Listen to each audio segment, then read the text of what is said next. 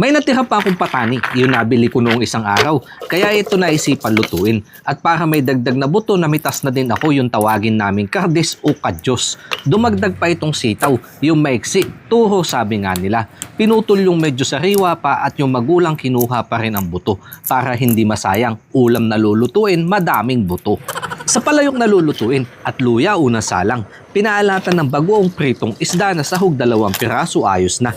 Lagay na din ng mga buto-buto. Pinalasahan ng betchin pinakuluan. Saka namitas ng mga iba pang kailangan. Sigarilyas sa harapan, bunga binawasan at yung talong sa likuran ilang piraso dagdag lang naman. Yung nakasalang binalikan, lagay ng mga gulay-gulay pagkatapos mahugasan. Lahat sariwa kaya sustansya at tasa dito makakaasa. Huli ang siling panigang saka pinakuluan hanggang maluto ng bahagya. Inabraw na mabuto kahit tutong tagilid dito. Saka hinango mapalamigan, sabay yuko biyayang nakalaan mapasalamatan. Kapag ganto kasarap ang ulam ay talagang tudahagod yung sabaw mayang.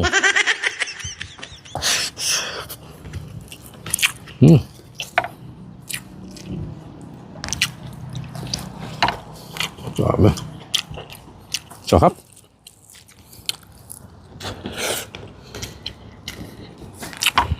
Ito ang tunay na ulam. Kahit araw-arawin, walang umay.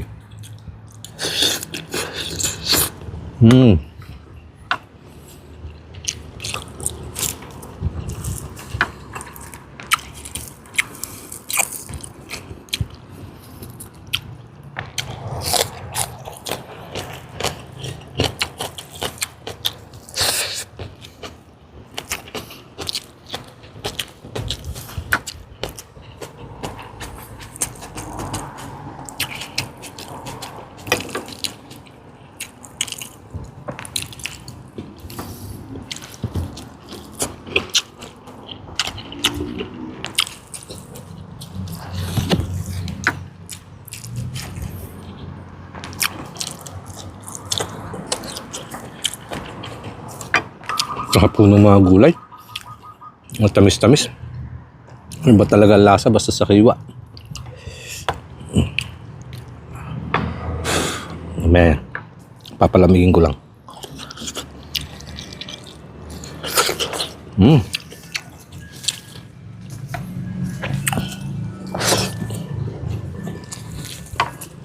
Ito ho yung mas gusto kong sibuyas.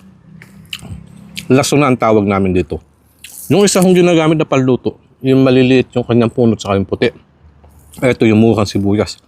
Mas masarap po yung gantong kilawin saka sausaw lang.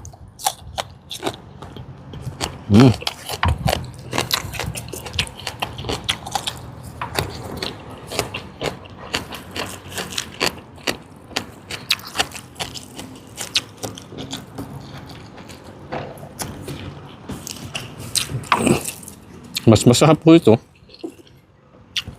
Mas malakas din ang amoy sa bibig.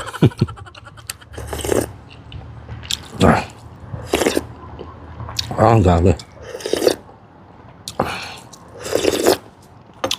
Sarap ng bagsak ng sabaw sa sikmura.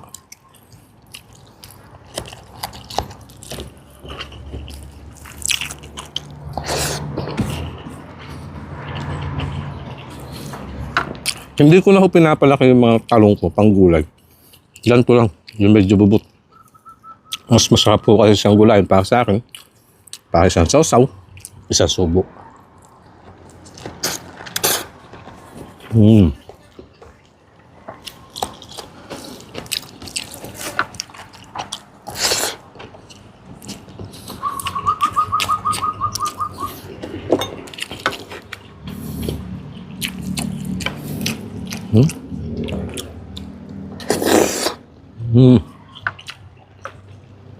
Ang sarap ng takal ng mga buto.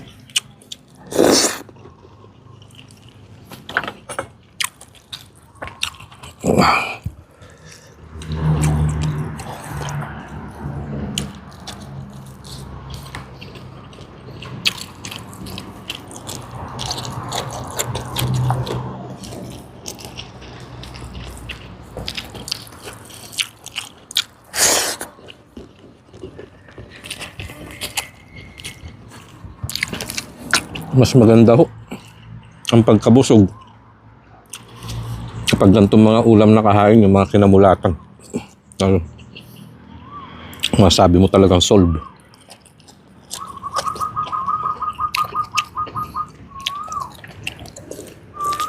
Kaya mas malimit ako sa mga ganitong luto kaysa yung mga masasarsa.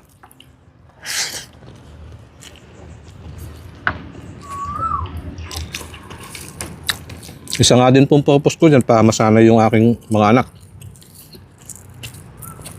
Katulad po niyan, yung kalahati niyan, ulam na mamayang hapon. Pag hindi nila kinain, nagutom, mga abuti nila. Abuti na lang ho. Hilig na din nila ng mga gulay-gulay.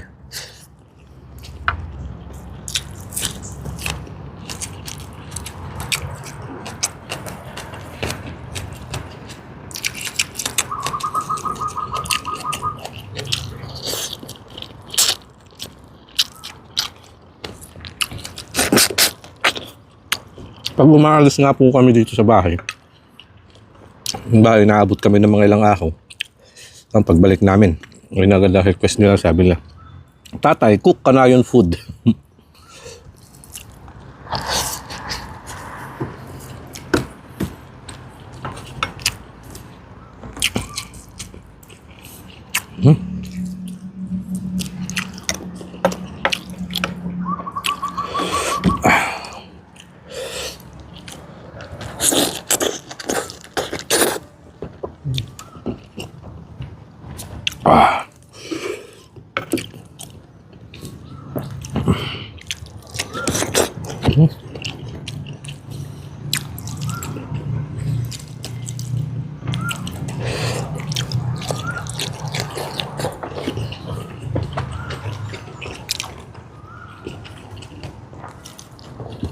Hindi ko na po alam ulit kung kailan na mga pagluto ng ganito.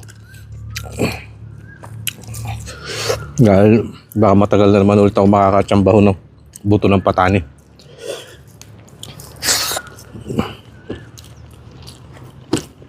Pero kung meron ka naman dyan, yung pagkukunan,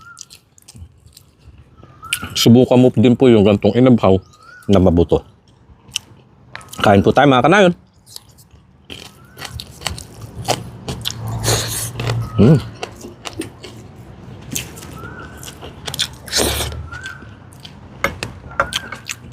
Panalo.